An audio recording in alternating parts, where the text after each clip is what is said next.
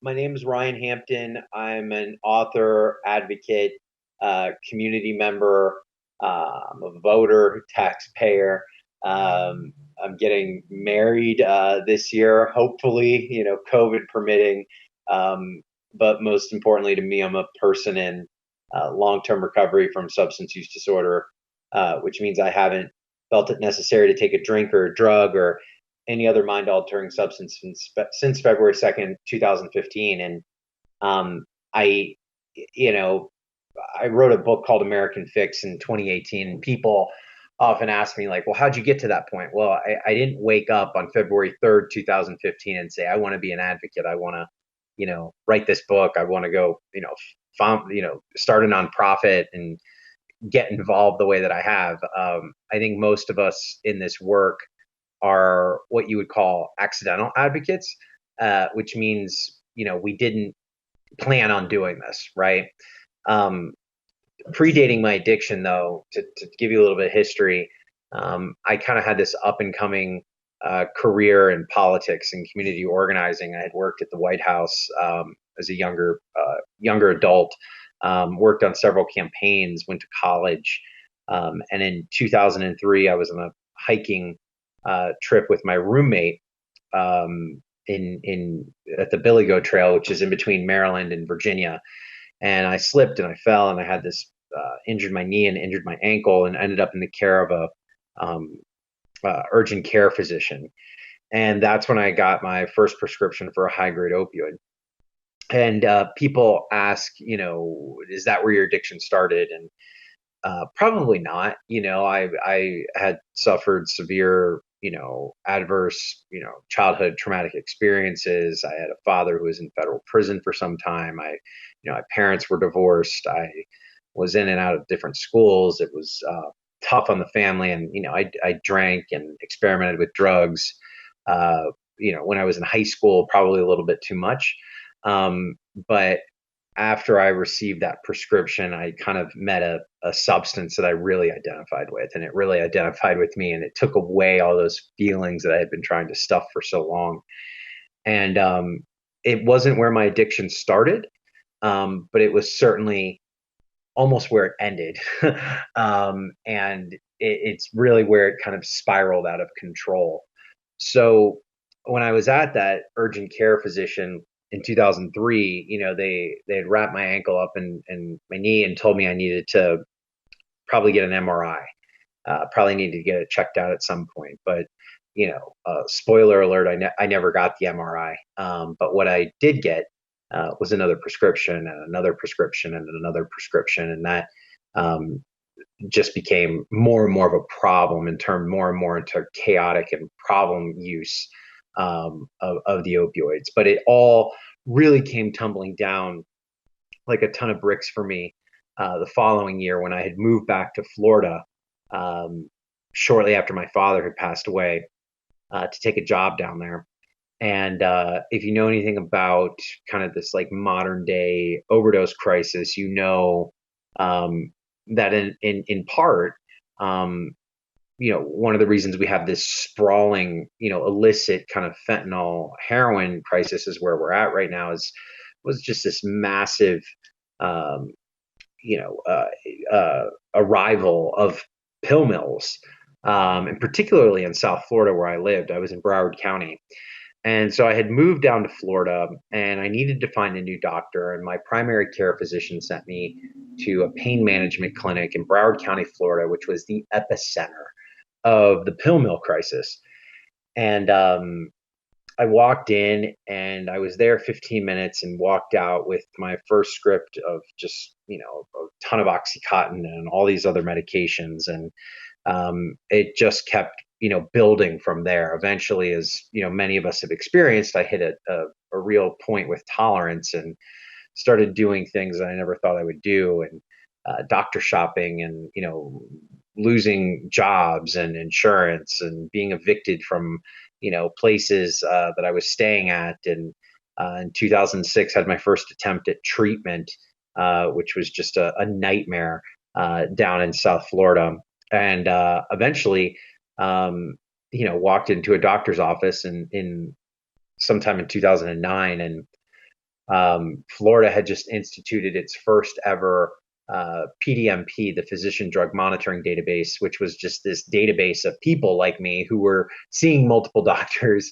And the purpose of it was to kick us off the rolls. And I got kicked out of the doctor's office and told never to come back. And, she called me a junkie and a drug seeker and, sent me on my way without my prescription. And I really had no other choice at that point. I was really beyond the power of choice.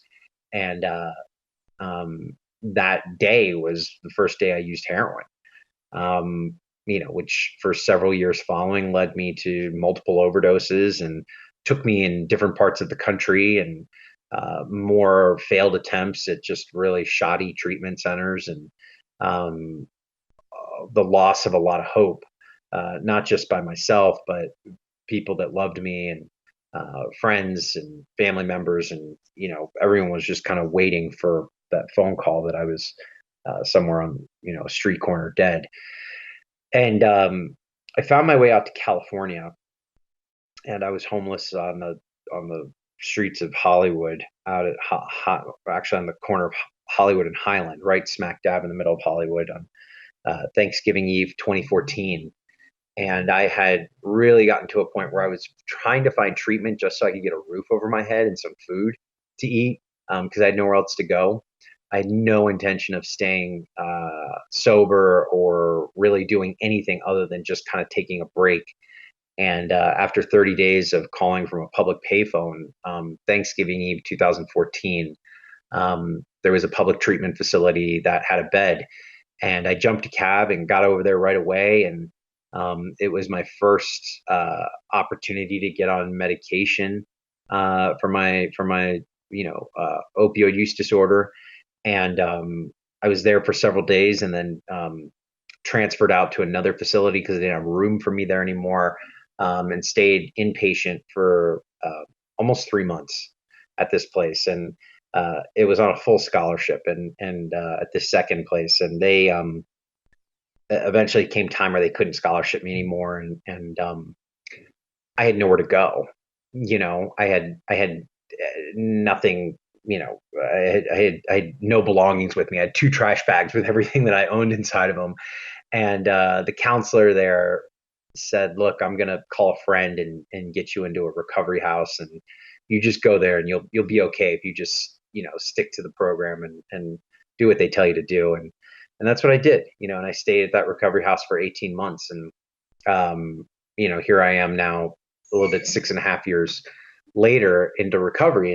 And that story, though, my experience with failed treatment and multiple attempts at different recovery homes and different ones in Florida and everything I went through with pill mills and overdoses. Like, the reason I do what I do isn't because of my story. It's because of other people's stories. I had no plan to do what I'm doing when I first got into that sober living. I was just driving Uber, and was completely fine with that. The fact that I had a roof over my head and something to eat and a job,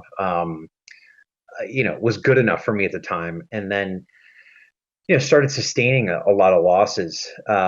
Those first, 2 years in recovery, people who I became very close to, and friends of mine, and people in the recovery house, and roommates that were just dying left and right. We lost well over a dozen in that first year and a half. And summer of 2016, I just kind of got fed up. I didn't know what to do. I didn't know what I could say. I had just lost a friend who actually went to an emergency room to seek help and was turned away and given a piece of paper with a bunch of 800 numbers on it that he could call if he was willing, quote unquote willing. Not seen, not triage, not nothing, just kicked to the curb. And he had died that night. And after Nick's death, I decided I had to do something. I just didn't know what that was. And so my best friend Garrett and I rented a 35-foot RV, and we traveled the country that summer and visited communities, big and small, urban, rural, went into jail, stayed at homes of people who had lost their kids, went to visit people who were still using drugs, went into treatment facilities, went into recovery community organizations, met with policymakers, traveled something like 8,000 miles over 30 days and, crossed over 22 states. And just really wanted to be a sponge for information. And when I got back from that trip in late August 2016, um, that's when I realized that I wasn't the only one who felt this way, who felt left behind, who felt unheard, who felt not listened to and discounted. Um, and I made it kind of my mission, from then forward to find as many people just like me who were willing to speak up and speak out and do something. And that's when we founded the Voices Project, which is the nonprofit that I run today. Voices Project was founded purely as a storytelling platform. It was just to get people to tell their stories more publicly, and to people who were really decision makers in our communities. And that storytelling turned into action when we started, working on pieces of legislation specific to the quality of treatment people get, naloxone access, naloxone for people who are in recovery homes, anti-patient brokering statutes, more dollars for recovery support services and recovery community organizations. And it's really just kind of blossomed into this thing that I never thought was possible. I mean, we now are um, the kind of the agent, the producer of Mobilized Recovery every year, which is this convening where we bring in recovery folks and people with lived experience from all across the country to Las Vegas to learn community organizing tactics on how to take on addiction recovery as a civic organizing opportunity in their community and work on local community based needs.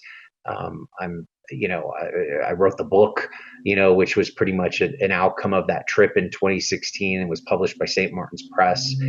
Um, we've gotten several pieces of federal legislation pushed through, a lot of stuff state by state, because, a lot of these issues need to be dealt with on the state level, and all solutions don't necessarily come from the federal government. We've, trained over 2,000 advocates nationally, in the recovery space over the last year and a half.